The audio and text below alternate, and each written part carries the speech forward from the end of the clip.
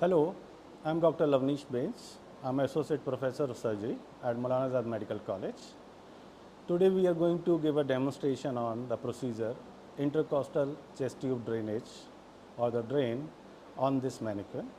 I am being assisted by Dr. Disha. Disha is a final year medical student at Maulana Medical College.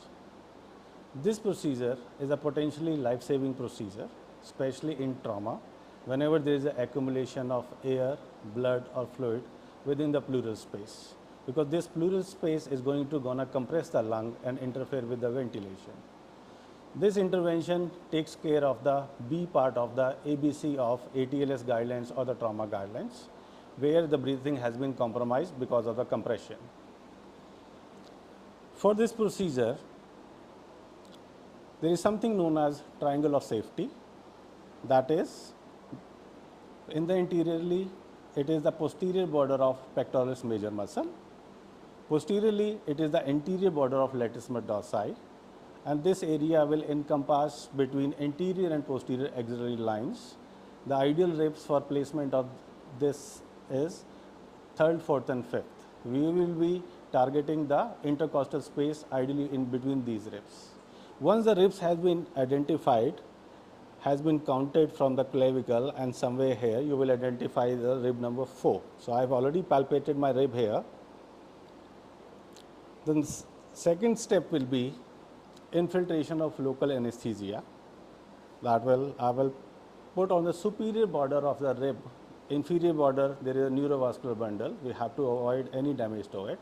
We will rail a skin wheel. After the skin wheel is done, then we push the needle into the pleural space and deposit around 10 milliliters of local anesthesia there. Once this procedure has been done, we will make an incision over the superior border of the rib. This incision should be ideally 1.5 centimeters, and then we will use a blunt instrument to dissect this area.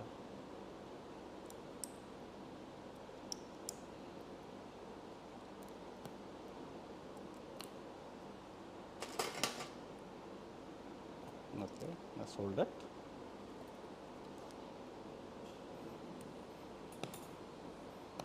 Yes. With the blunt dissection, when you get a feeling of giveaway, most you have entered the pleural space. You can enlarge the opening and you can feel for the space by putting in a finger if required. So, I am here is feeling my finger is already gone into the space and I can feel the lung surface along on my fingers. Dr. Disha?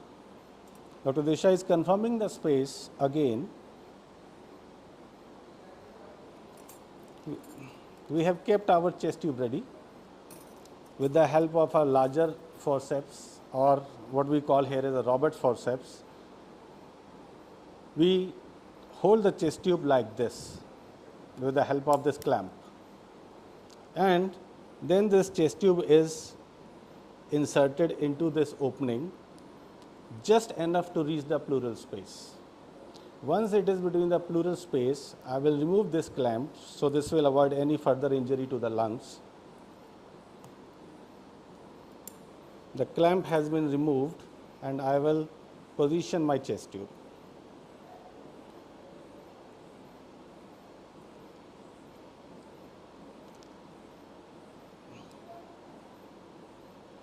My chest tube is in.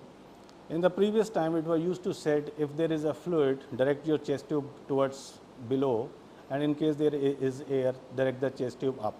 The ideally safe is you direct the chest tube posterior laterally towards the upside, towards the patient head side, because in case there is a fluid, with the expansion of the chest and by the capillary action, all of the fluid will be out.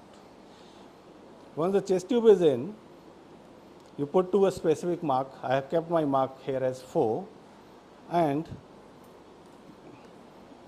I will attach this chest tube with a specially filled, the special bag here is this particular bag.